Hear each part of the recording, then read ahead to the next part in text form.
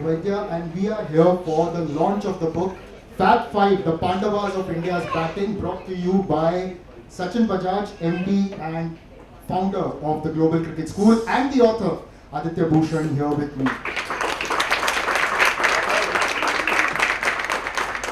Firstly, thank you so much for joining us on this Saturday evening, making time and being here. We are going to talk a lot of cricket, of course, but before we start, I'd like to invite Sachin Bajaj on stage. We'd like to mark a couple of moments of remembrance for a few friends that we lost recently.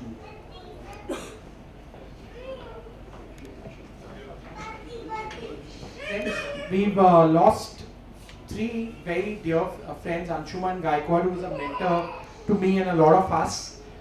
Graham Thorpe, who's someone who's been a part of our venture with Global Cricket School over the years.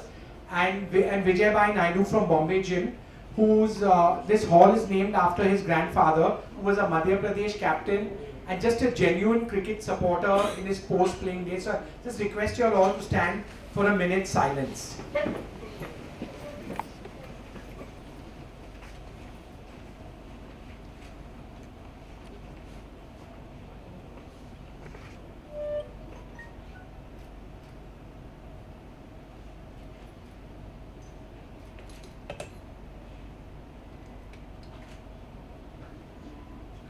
Hand back to Nishad. Thank you everyone. These gentlemen have definitely left their memories and they will live on in our memories. And I must also say that we are here and a large part of the credit goes to Mr. Vijay Naidu because Mr. Naidu is the one who introduced Aditya Bhushan to Sachin Bajaj a few years ago. And since then they have written 3 books in tandem. So thank you so much, sir, and you are the reason we are here and aptly named in a room that is named after his grandfather, possibly one of India's first great cricketers and the first test captain of India. So moving ahead, when there's an interesting fact that I came across. Now in our country, do you know that there are more people playing fantasy cricket than there are mutual fund investors? Now that makes you think a little bit, doesn't it? Yeah, I know there is an element that, there's a quick buck. You know what, if I make a team, I can make 5,000 rupees or 10,000 or whatever. But more than anything, what's at stake? Bragging rights. You know what? My 11 is better than your 11. My team can beat your team. You have got these office leagues as well. Ask your friends. They all make office leagues during a tournament. And what's on stake? Bragging rights. It's because we cricket lovers, we just love to make these fantasy 11s, don't we? We love to make dream teams. Don't we all want to see at some stage, maybe, a Gavaskar opening the batting with a Matthew Hayden maybe. And at number 3, you've got Donald Bradman with Sachin following at 4. But yes, these are all fantasies. But a very real lineup that we were all so privileged to see. A lineup that I would say signified the dreams, hopes and aspirations of millions of Indians, particularly people of my generation, the one that grew up in the 90s. These 5 gentlemen, Sourav Ganguly, Sachin Tendulkar, Virender Sehwag, VVS Laxman, Rahul Dravid, they collectively held our hopes on the field of play. And even if one of them was standing, there was always that voice inside us that, this game is not gone. There's something that can happen. And there were those miracles as well that unfolded on the field of play. Now the reason that I put forth is because I'm also a Mahabharata nerd, and which is why I give full credit to Aditya, the author here. We often talk in cricket not about a team. If we are talking about a group of players, we talk about trios like the 3 Ws of the West Indies or the 4 horsemen of the apocalypse, the 4 fearsome fast bowlers that we all know. Or when we talk about India, we talk about our spin quartet as well. Aditya has written a book on them. So, but here, this is a unique concept. Fab 5, the Pandavas of India's batting. What Aditya has done is that he has denoted each of them with one of those mythical or mystical warriors that we all know, who have been a part of our culture. The 5 of them who personified their own strengths, their own weaknesses, their own things that they brought to the field of play or rather battlefield for them. And Yudhishthir was the Dharmraj. For people who may not know, he was really good with the spear. And then Bhim, I think the name speaks for itself, a lot of brute strength. Arjun, the greatest warrior over there. Nakul, Sehdev may not be given enough credit on screen, but if you read the epics, they've got their strengths. Nakul was the most handsome man that ever lived at that time, and he was also the most skillful fencer. So with the sword, he was brilliant. And then Sehdev, the most intelligent of the lot, someone who knew the past, present, and the future. It is said that he also knew the outcome of the war, but he was actually stopped from telling others. So those are the kind of characters that we have in our mythology and who have set a benchmark of sorts. So when these 5 gentlemen entered the field of play, we all felt, you know what, there was that B.R. Chopra ka Mahabharata that we all saw on Sunday, but day in and day out, these guys walked out with the India cap on their head and wore that with pride and tried to win matches for the country. And that is the kind of place that they had in our cricketing culture. But before I move ahead, the idea is one thing. The execution is a completely different matter. Now here's a man, if you take an idea to him, he's actually going to ask you, all right, what do you need from me? And the second question is, how are we going to do it? Sometimes, I mean, even I've written 2 books with him. Sometimes I think that Barack Obama may have gotten Yes We Can from Sachin Bajaj. So I'd like to introduce Sachin Bajaj, the MD and founder of Global Cricket School, to come and tell us a little bit more about Fab 5 and the idea behind it.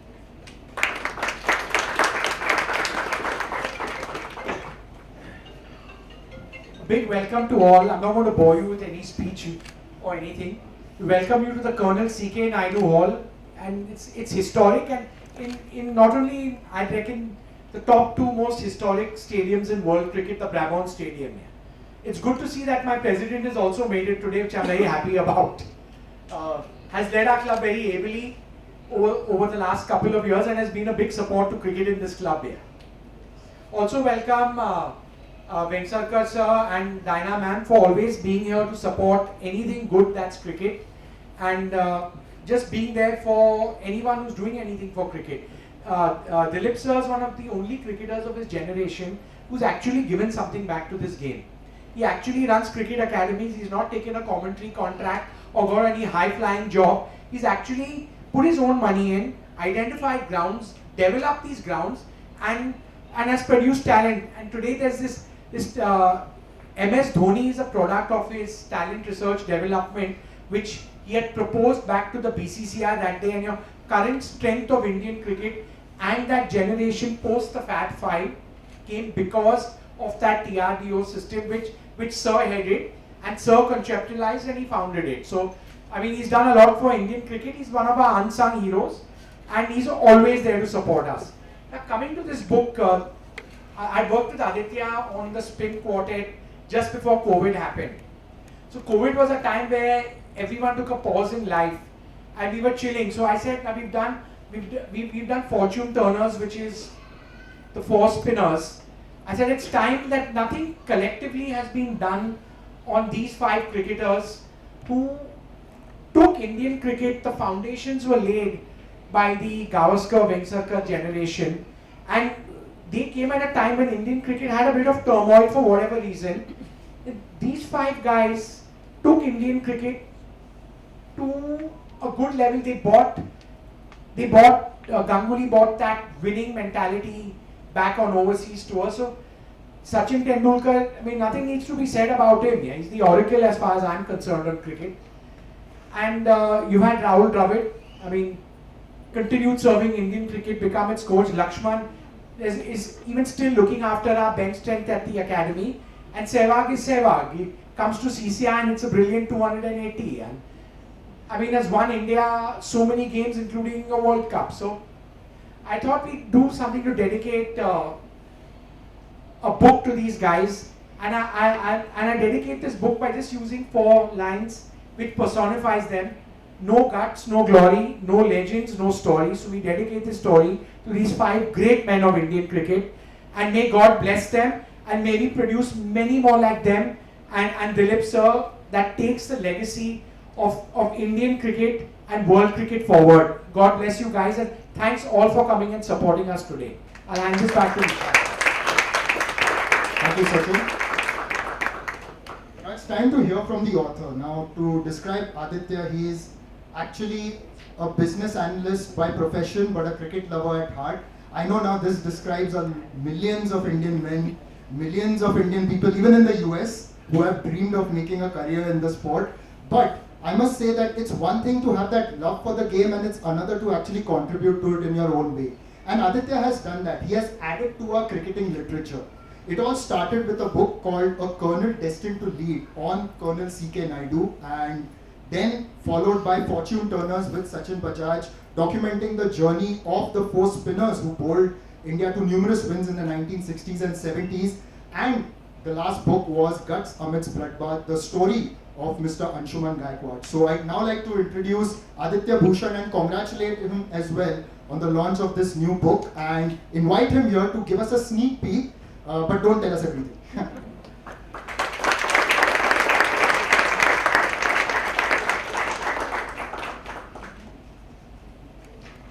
Thanks, Nishad. Good evening, everyone. Thanks, Dilip sir and Dynamite for making it here. So I'll start with something. Narayanam Namaskritye Naram Chevam Narottamam Devim Saraswati Chev Tato Jayo Mudretya. So it means I bow down to Lord Krishna, who is Narayan himself, and his friend Arjun, and the goddess Saraswati, who has graced us by revealing the secrets of Mahabharata and the writer Vyas. By destroying all the negativities, one should start chanting of the epic of Mahabharata. And with that in mind, I think we should get rid of all the negativities. These five were actually responsible for taking out a lot of negativities with the turmoil that happened in Indian cricket, in world cricket in fact. So let us forget, and this book is a celebration of these legends, and while this is about just five of them, at no point we are discounting that the others did not make any contribution to it, be it the bowlers, the likes of Anil Kumble, Jaggal Srinath, the other batsmen, Gautam Gambhir, Yuvraj Singh, so all of them, and there were many. So not discounting anyone out, but this collective batting unit was something I think post Dilip sir retired, and then Sachin Tendulkar was coming up. So most of the, I would say the decade of the 1990s was, I mean again no discredit to the others, we had the likes of Azharuddin, Ajay Jadeja, Navjot Sidhu, Sanjay Manjrekar, who were very good on their given day. But largely if we look at it as a cricket fans, I mean, the dependency was a lot on Sachin Tendulkar. The expectation from the boy who had made his debut as a 16-year-old in Pakistan, the expectations were huge, and yes, he lived up to it. We all know. I don't need to speak about that. And then, so the decade of 90s was all about, mainly about Sachin Tendulkar, and there were multiple matches. You all can recall in many houses, and I can say in my house too. I remember a match when after Tendulkar got out, my father asked me to switch off the TV and said, what's the point watching it now, go and study. And I had to really fight it out. Thanks to my mother, I was still able to continue watching the match. But that was the fact. I mean, as a child, I was obviously hoping that someone will come out and India will win. But that was not the case always. After Tendulkar's dismissal, it was quite difficult, especially in the mid and the late 90s. Now then in 1996, two gentlemen made debut at Lords, Rahul Dravid and Sourav Ganguly at the very ground. We have a lot of Lords here. So at the very ground we had two men who served Indian cricket with distinction. They are still doing it. And then the story started changing. VVS Laxman came along. It took some time, but so then he became a legend in his own right. And then Virender Sehwag. I mean, Sehwag is Sehwag. We don't need to tell anything about him. And then Sourav Ganguly built that lineup, the team that was there. And one common thing has been, of course, we have been winning overseas test matches. It wasn't that India started winning overseas test matches only after 2000. But there was a bit of consistency, and now we see that we are winning more often, more frequently we are winning outside. So after that, I think that team, there was a lot of positivity, and the team, these five people really made a lot of impact there, and we had the result. So this book is essentially a dedication to these five legends of Indian cricket. Also, one interesting bit that has been included in this book is, as it happens when you have legends, I mean, when Sunil Gavaskar was playing, there was no one who could replace him. When Dilip sir was there was no one there who could replace him. when these five were hogging the batting lineup, there were a few others as well.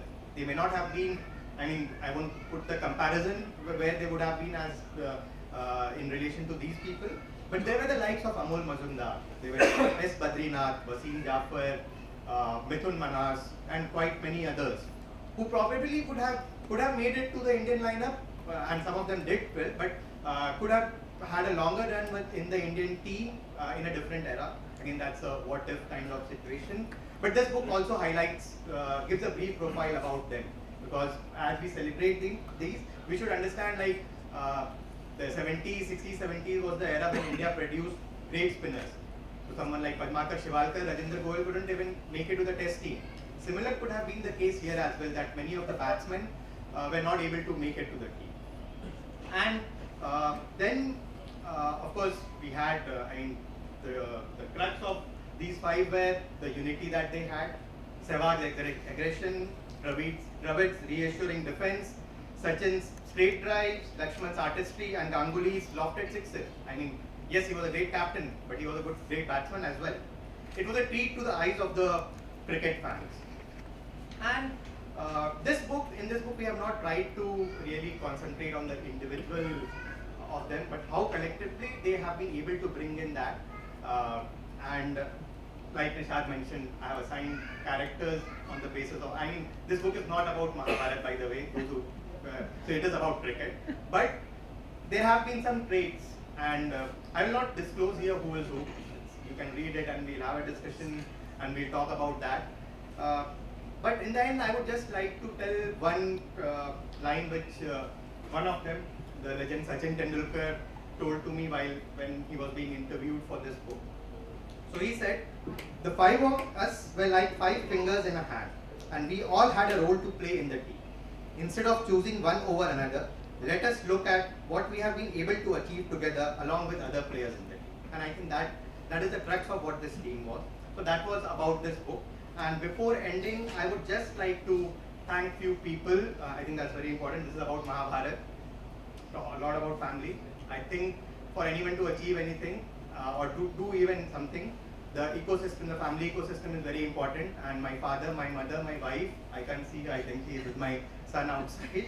So they have been instrumental in supporting me. And I really thank them for supporting me always. My father has read Mahabharata a lot to help me with the characteristics of different people, and my mother will always encourage me. And my wife ensured that everything was being taken care of while I was traveling or writing about the book. And then I would also like to mention about two people who really support, who have been great supporters of me. Vijay Naidu uncle, he was my father's friend. So he was the one who gave me that opportunity to write a book on his grandfather, C.K. Naidu, and I always thank him for that. And then Anshu sir, whose book we released at this very venue last year. I mean, I can't imagine that he's not with us anymore. We were on this dais itself. And then I would acknowledge Sachin Bajaj. He has always supported me, and this is our third book in the partnership. And Vengsarkar sir, Diana ma'am, thanks a lot for coming. Thanks everyone for coming. Thank you. Thank you, Aditya. And yes, it's good to actually keep that a secret, which of these five players. But I must say that I did take a guess. I got 3 right and I got 2 wrong. I would ask you all to maybe take guesses on your own and then pick up the books later and see if you're right or wrong. I think that's going to be a really interesting one. And there's a very good explanation for that. No spoiler alerts from me because I've read the book. But yes, now it's time to launch the book. Now this is what we are all here for. I would like to request Sachin and Aditya to please come up on stage, and also requesting Dilip Vengsarkar sir, if you can please come up on stage for the launch of the book, Fat 5, the Pandavas of India's Battle.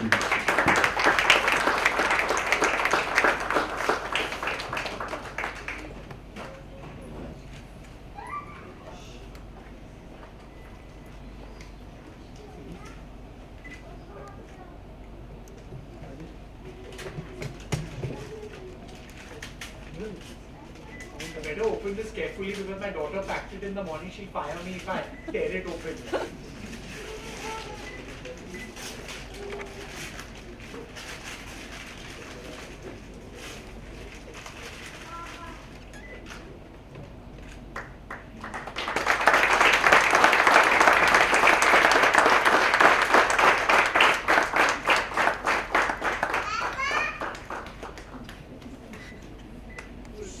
there we have it. Fab 5 is out and about, and I would request all the three gentlemen to please take your seats there. Now it's my favorite part. I love asking questions. I love talking cricket.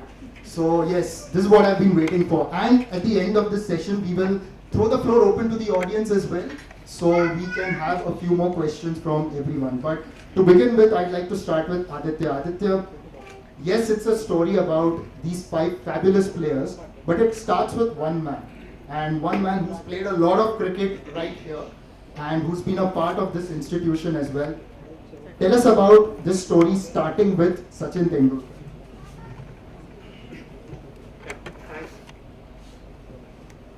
Thanks, Nishad. Yes, the story starts with Sachin Tendulkar, and he has a tremendous fan following, not just in India but abroad as well, in the entire cricketing world. So, like I was telling earlier, when Sachin Tendulkar came to the team, stalwart like Dilip sir was already there. He was towards the end of his career, and then suddenly the whole responsibility. I mean, as a youngster, he scored centuries abroad, the century at Perth, saving the match in England, and there are many such instances.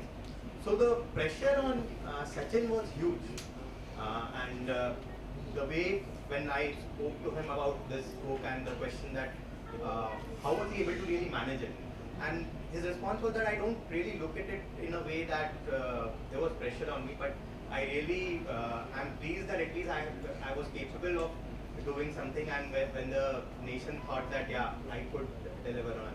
I think that was how it really began, and probably I can ask Dilip sir. I mean, you saw him before the world came to know about Sachin Tendulkar. Yeah, actually, I saw Sachin on this very ground when I was a captain of Indian team, and I was playing my 100 Test match on the eve of the 100 Test match. I'll be having nets here, and Sachin came to bat in the nets. So that's how actually I saw him for the first time. I had come to see him playing, along with Vasu Paran's play, and when he was playing Harris Shield final here. I couldn't see him because I think they had declared against Anjuman Islam, and Sachin had scored 300 runs in that match. So I couldn't see him bat. So he came to bat in the Indian nets, and then he was picked to the Bombay selectors then in 88 or 89, and the rest is history. Now, Sachin, can you tell us about the other Sachin? And obviously around your age, but miles away when it comes to cricketing ability. But tell us about your first memories, because from what I hear, when the CCI actually changed their rules so that he could walk into the dressing room and be a part of the team. And as a 14-year-old, I guess he walked out and Kanga League debut. He smashed a 6 straight onto the Churchgate Street end. Is that right? It was, I remember. Yeah, tell us about your memories of those days. So, as my mentor, Mr. Raj Singh, would call him Sachin with the Ferrari, and I was called Sachin without the Ferrari. I distinctly remember that match because I think we were a player short, and I happened to be, I was 12th manning around that time, the CCI team. I'm not sure that Shishir was leading or Mayank was leading that day. And I still remember it was Pradeep Sundaram, who was an India probable, just missed the 86 tour of England. And I think he hit it for a straight flat 6. I don't think many people have seen anything like that. But it was unbelievable. He'd rock up on Saturday afternoon along with Kambli. And they'd play a lot of friendly games here under Lala's captaincy. And Lala being Lala would make the Mulanis bat first and Tendulkar and Kambli after that. Yeah. But we'd all have a great time, and he kept to himself, a quiet guy but very nice, obsessed with the game. I even remember towards the end of his career, there was I think just before we went to Australia, I think it was 2011 or 12, just after the World Cup. And the Indian team practice was at CCI. Practice was at 9:30. We'd always get a call that he's coming in earlier.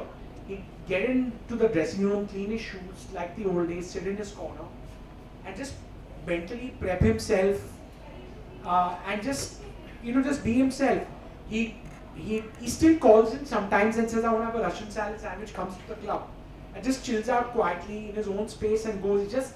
He's very different from anybody. Very empathetic person, always helping people, and he's one of the few people I know in cricket who does a lot of charity work but never speaks about it. Yeah.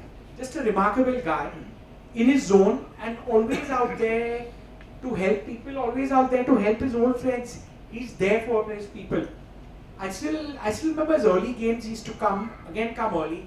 I think Baffy would have been there, but Hansu was playing cricket. He was our vice captain around that time.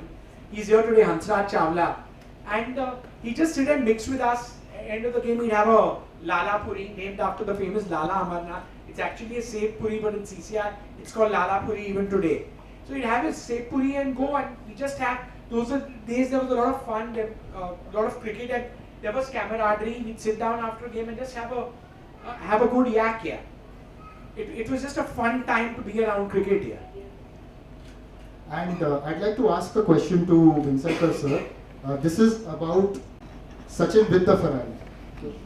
So you batted with him at the highest level. Of course, you batted with him for Mumbai as well. Now, as a teenager as well, what is the kind of maturity that you saw in him that was really different from other cricketing talents that may have emerged at the time? See, I remember we were playing against Hyderabad at a turning track, and Arshad Ayub and Venkatpati Raju were bowling. They were very good, and we had to just won it in the fourth day. And me and Sachin were batting at a time. It was his first outing with me. It was a very long partnership, and he played so well on the turning track. I thought he's going to go places. That is what happened. Then, of course, in this I think match in 1991 against Haryana, the finals. I think the way he batted, because we had to chase 365 runs, and we were 22 for I think 3 wickets. And Sachin, the way he played, I think in that innings was absolutely brilliant. I think we could have won that game had he stayed there for at least a couple of hours more. But then I think Haryana was destined to win. Of course, I watched him play at Perth. I think it was one of his best innings in 1991 tour of Australia. Incidentally, that was my last tour. And then I watched him bat at Old Trafford before that, where he scored 100. He saved the game for India. Many innings later on, I think he was a genius, I would say. He was too.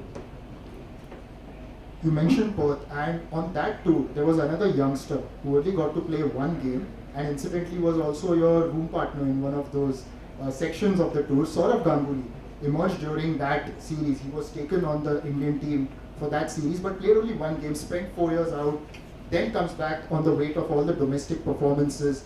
What were your first impressions of someone like him? Because when he came back, he seemed to be a completely different player. Actually, on that tour, he was picked as the fourth seamer. I remember, and then he was asked to bowl in the nets.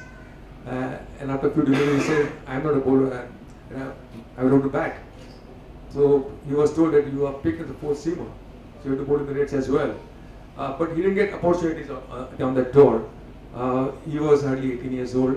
He was the room partner for 4 or 5 days on that tour, and of course he didn't get opportunity. But later on, after a gap of few years, he was picked again on the tour of England, and of course where he scored his first 100 at the Royal Cricket Ground. Sourav, he was a fine player. I watched him play for the first time in Pune against Brisbane, the other trophy finals. He scored 90 odd runs, but the way he, I think, batted, you could see talent in him. Like, he was the one. I thought that had he really batted higher up in the order, I think he would have scored more runs. Well, of course, in ODIs he opened the innings, but Test match cricket, he preferred to bat number 6. which was very low for him. That's what I felt at that time. And he, of course, was a fine captain as well. He did lead the side into many victories for India, and always led from the front.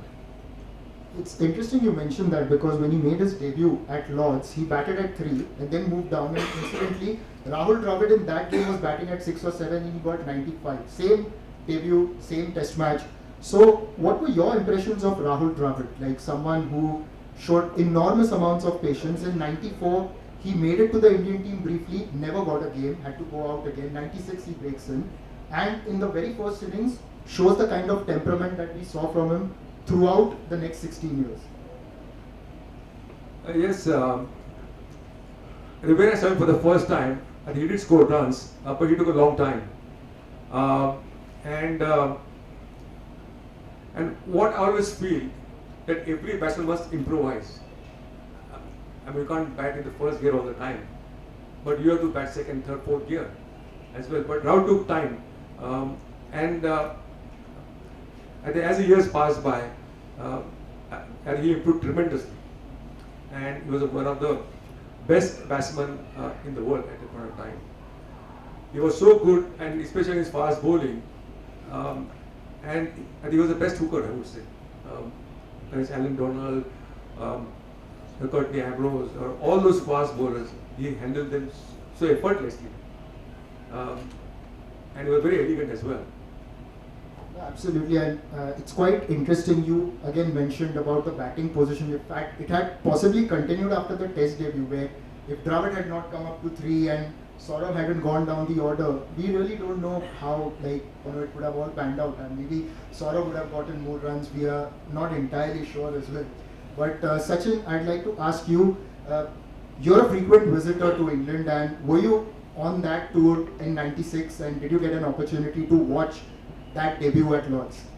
I remember it was a Saturday. It was day 3 of the Test match, and I had tickets to go to England, Spain in the Euros. But once they got going, I threw my football tickets and I was sitting in the long room and watching it. It was special, and just see destiny.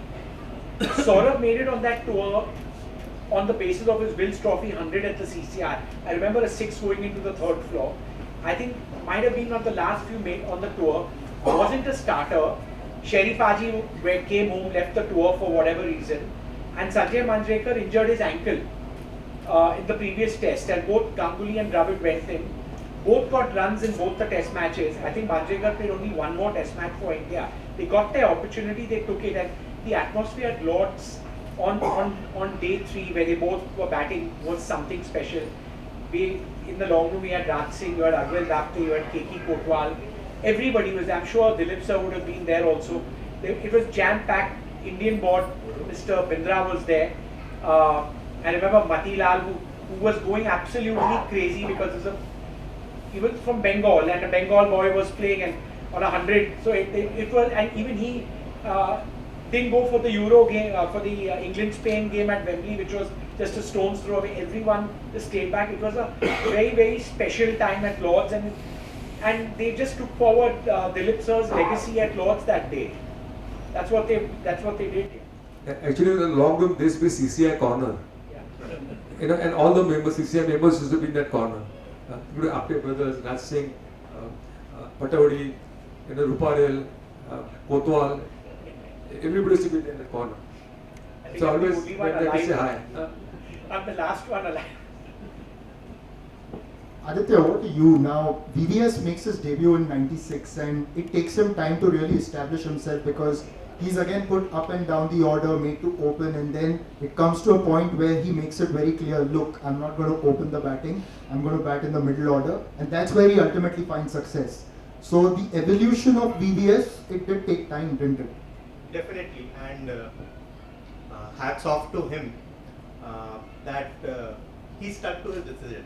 I think when he scored that century 167 in Australia, it was like he would be there in the team, probably he would be given a longer run, but he had scored that as an opener. Now when a regular opener again came back, he was dropped from it. Now what Laxman did was, it is a very difficult decision to take. I mean, you have been given the highest honor of playing for the country, he decided that come what may, he and his coach, his uncle, they both had a discussion, and they decided that now Laxman is never going to open the inning for India. Even if it comes at a cost of missing out a India test, he was okay with it, and that requires some cuts. So he did that, and after that, I mean, he scored, he still has the record of maximum runs in a Ranji year, I think 1400 something. So, and then he came back and he never looked back after that. And by the way, just to correlate from the Pandavas, I would just say a couple of lines. Because of the fact that Ganguly was the captain, he is my Yudhishthir. He is Virender Sehwag just for his sheer attacking way of batting. Arjun had to be Sachin Tendulkar. I think he is considered as the cricketing god. Now, while I was doing the book, many people asked how about Nakul and Sahadev, about Dravid and Laxman, where do you put them? Unfortunately, the television series has not done justice to the prowess that Nakul and Sahadev had. Nakul, like Nishad was also telling, was known as the most handsome person, and that's my VVS Laxman because of his artistic way of batting. And Dravid is Sahadev, because Sahadev was known as a very good strategist. And for the, I think for the 5 years, 4 or 5 years when he was the, when Ganguly was the captain, Dravid was his deputy. So he had that strategy. And of course, many things with Laxman, again coming to deciding not to open. And then many other things were also changing in Indian cricket during that time. I think we have Mr. John Gloucester here, who was the physiotherapist of the Indian team. And I think they made a very important role in ensuring that these people had the fitness to, I mean, Tendulkar played for 200 test matches, all the others played for more than 100 test matches. It requires some stamina and physical fitness to be able to do that. So I think people like John Gloucester should also be given the credit for ensuring that these people had a very good, very long tenure. And no VVS Laxman story is complete. In fact, I would say no Indian cricket story is complete without the 281 at Kolkata. And as John Wright wrote in his book, and the chapter is named "The Greatest Comeback Since Lazarus." That's the chapter name. And for any Indian cricket lover, 281 will always stand out. In fact, VVS Laxman's book is also titled 281 and Beyond. Now, Vengsarkar sir, I want to ask you, as a former cricketer, now for cricket lovers, it is the peak for each and every one.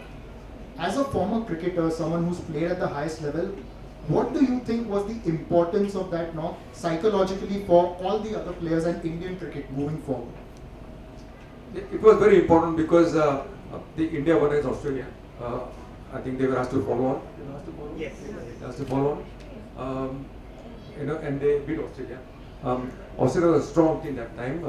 I think 15 years, but they played brilliant cricket. So it was a very crucial innings. And Rahul also played very well in that.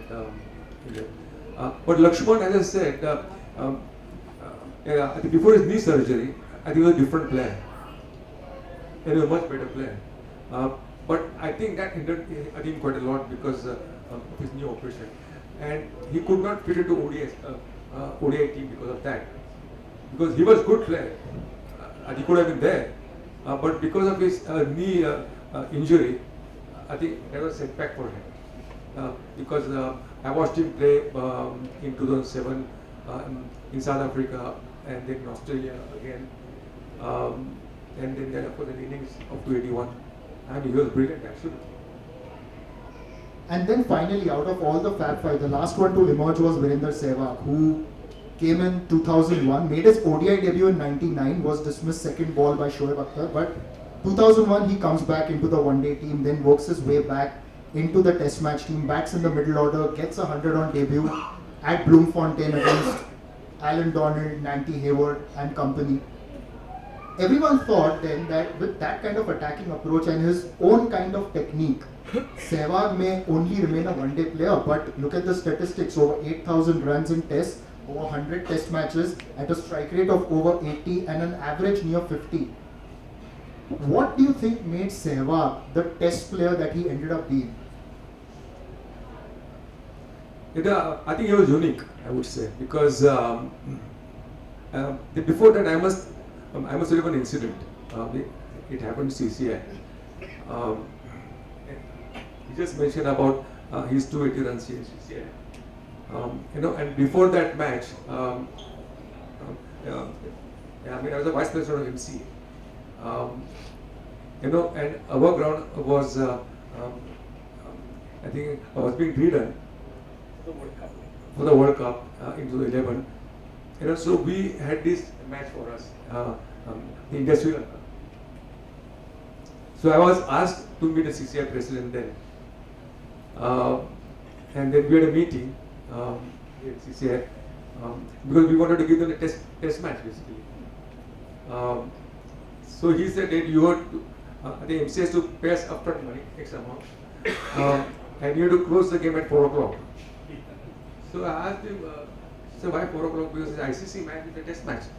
No, we got Muthu Swami evening here.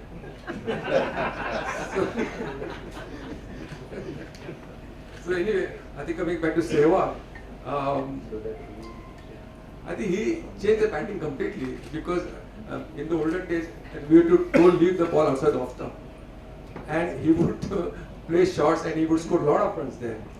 And he was a brilliant player, actually, absolutely brilliant. The square of the wicket, I think, was too good. And when we picked the Indian team for the tour of Australia in 2008, Anil Kumble was the captain.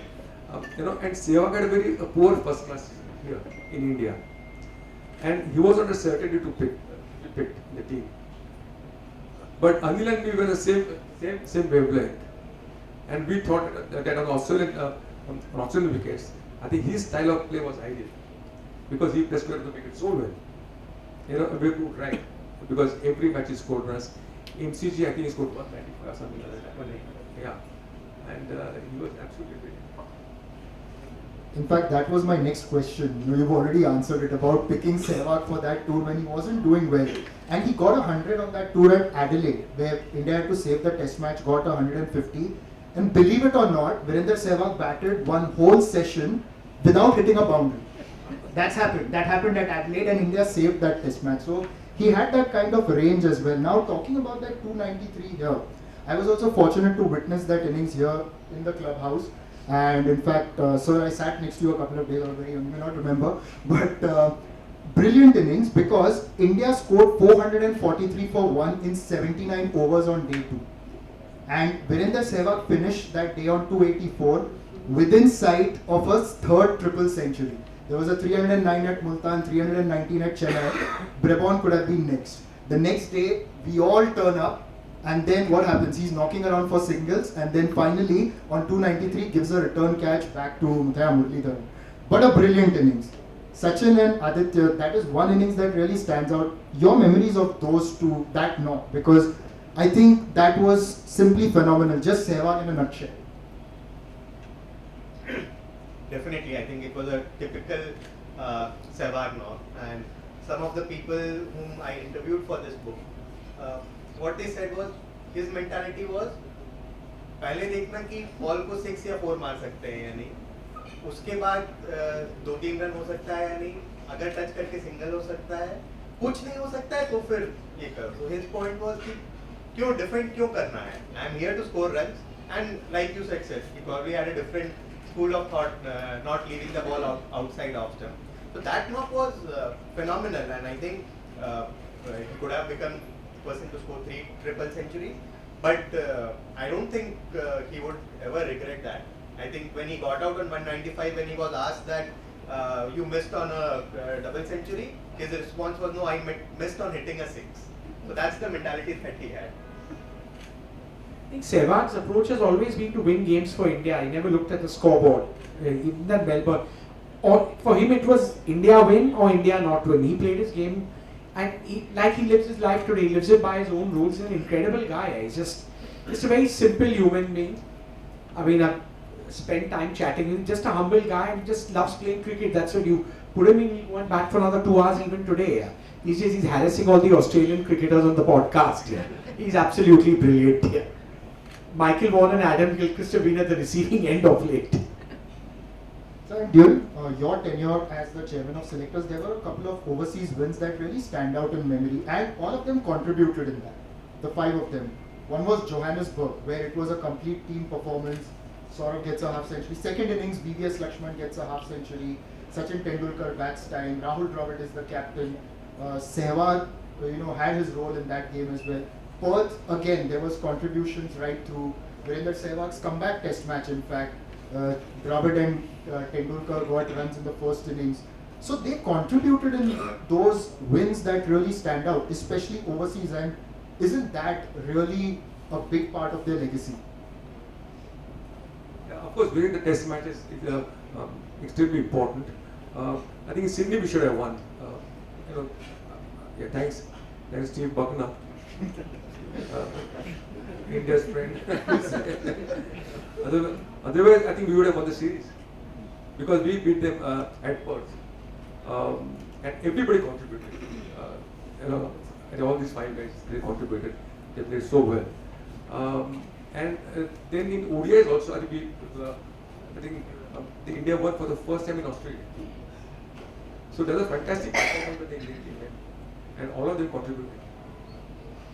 Yes, absolutely, and that is the kind of legacy that all of them have left behind. And talking about the generation that came later, it was all due to the kind of platform that they set, and there is a kind of question that always lingers on, as Aditya mentioned in his own speech, about those who may have missed out. And it's always difficult, isn't it? Because you've got these 5 names, you're picking a team, and possibly those 5 are the first ones that come in, along with some of the other bowlers. And you may really not see some of the others maybe making it to the playing 11. So how difficult was it for some of these players maybe to hold on to hope and continue putting in the hard work at domestic level? Yes, to play domestic level all the time is not very easy. Unless you get an opportunity to play for India. Of course, these 5 were there all the time. And there was not much scope of anybody coming into it. But later on, of course, MS Dhoni came in the team, in the same team, and he also batted extremely well. But these 5 were there all the time because they're the best anyway. And talking about the fantasy lineups, I know like a lot of people say that on social media, what if that batting had this kind of bowling that India has now? Like with maybe a Zaheer Khan and Anil Kumble thrown in alongside a Bumrah, Shami, and these are all ifs and buts, but do you think that could have possibly done something different for Indian cricket? It's like the post-2000s dream team, if you can say. I mean, it's again up to the fans to fantasize. That era, I think each era has their own greats, and it will be. I think it's unfair to compare what would have happened with the lineup. Of course, we have a great lineup today, but I mean that time also we had Anil Kumble, Jabraj Srinath, Zaheer Khan was there, Harbhajan Singh was there. So I wouldn't go to the extent of comparing that how this batting lineup with the current bowling line. I mean the situations are different, conditions are different, oppositions are different. The game has changed. I mean the DRS was just coming in when these guys were retired. So a lot of things have changed in cricket. So I wouldn't compare. Of course, what I would only say is like what Tendulkar also said, that let's not compare. I mean, let's just cherish what the legacy that they have left.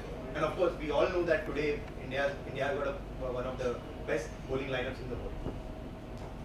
Absolutely. Now, we would like to throw the floor open to the audience for questions. If we can pass on the mic, and if you can just raise your hand, and then we can, someone can just pass.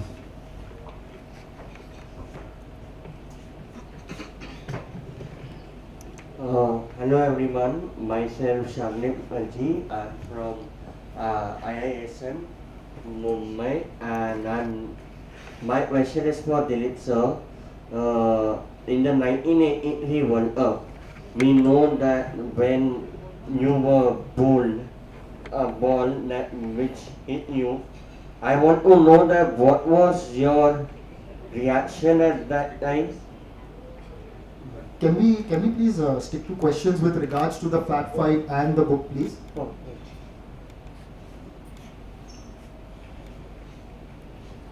Anyone else? Any questions?